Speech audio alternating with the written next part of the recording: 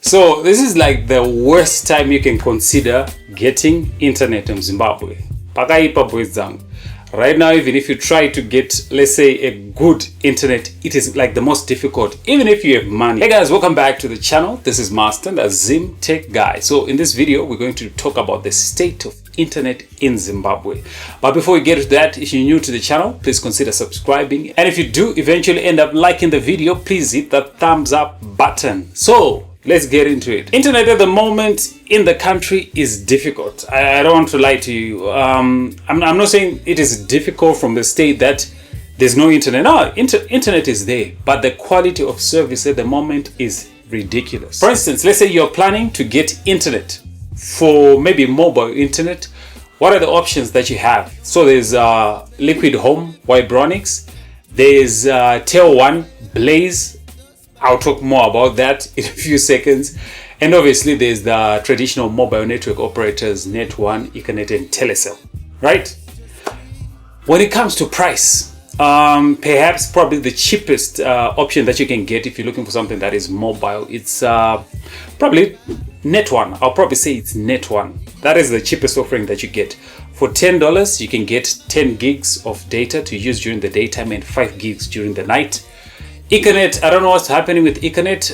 It's all over the place. The network is very inconsistent. Not to say that Net1 isn't inconsistent, by the way. Very inconsistent as well. But at least Net1, you can actually get things done. On the Econet side, people are just complaining. Some are saying like it's too expensive. I don't know what's happening with their pricing models. Everything is in shambles. Well, Telecel, vachirushandisa 3G. So, and this was what is there need for us even to talk about Telecel? So that's what you have. Let's say in terms of mobility, if you want internet or broadband on the go. Now, when it comes to Vibronics, here's the thing: if you're in areas where there's fiber, forget about it. If you ask Liquid Home, hey guys, I need internet, but you're in a place where there's fiber, they try to push you towards fiber. You know, but you need mobile internet. So there's that situation going on there. Vibronics on their part, it's expensive, and particularly if you're using RTGS, it's very expensive. If you're using, even if you compare the offerings on the US dollar front, it's not like the most economic, if you get what I'm saying. It's too expensive, including even their fiber optic offering. So Liquid Home is very expensive, and it's actually getting very bad these times in terms of reliability. So you have that. Even if you have money, it doesn't guarantee you that you have internet. So let's talk about telone Blaze. Telone Blaze was launched back in 2019. And this is a 4G internet service, LTE internet service. So the thinking was that maybe with that, they would maybe give us an offering that would be faster than their ADSL, which they had, you know, because ADSL is slow. But what happened is that they launched the product and somehow they could not provide the lines. Even today, when you ask, now I think back in 2022, they also launched the service in Chitungwiza, right? So if you're in Chitungwiza, I'm sure you can get that service. But if you're around Harare, the service is there, but for some reason you cannot get SIM cards.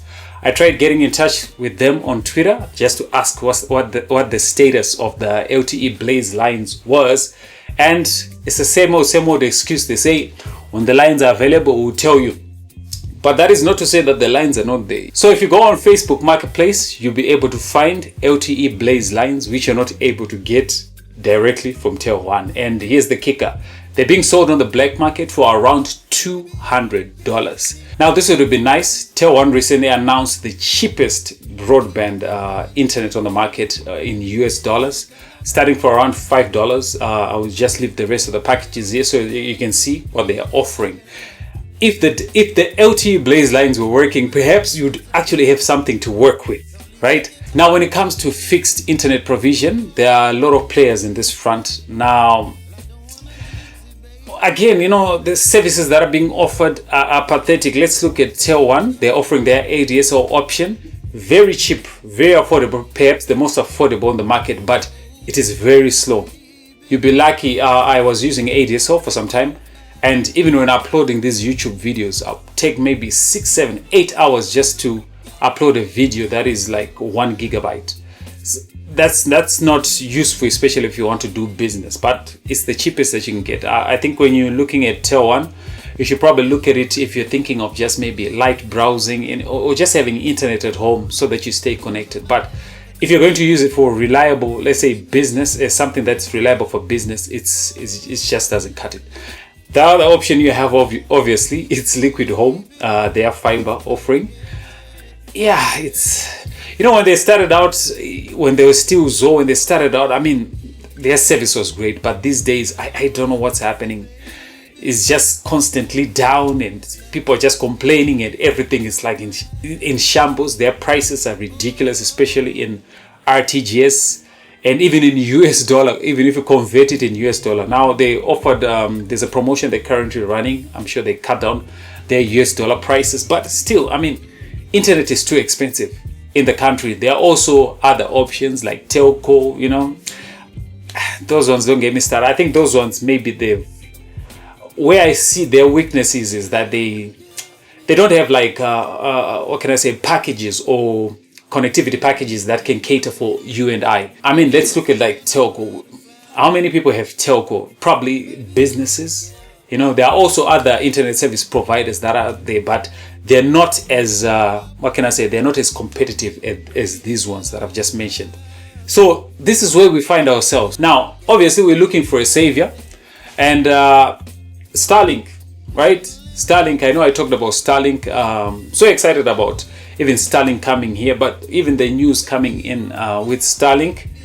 I know for many people, even if Starlink comes, imagine if you're going to fork out maybe $500 just to buy the equipment.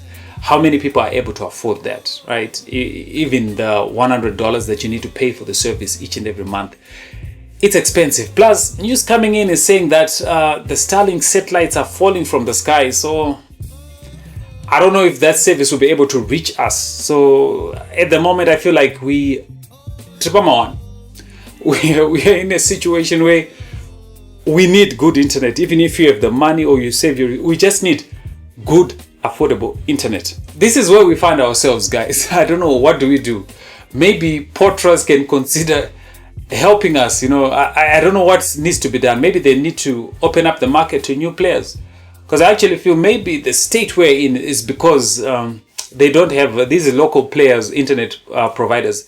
They don't have enough competition. Even in terms of mobile networks, I feel like if you let in maybe an MTN or Vodacom, maybe they'll shake things up, because the consumers, at the end of the day, they're getting the worst deal out of this whole thing. They're the ones that are losing money, but they're not getting the sort of service that they expect to get. So what do you guys think? What needs to be done to turn around the internet service provision in the country? Do you think that the government needs to bring in new players, or what? Leave a comment down below. Let's chat and see where we take this issue to. If this video was helpful, please give it a thumbs up. This is Master, that's Zim Tech Guy. See you in the next video.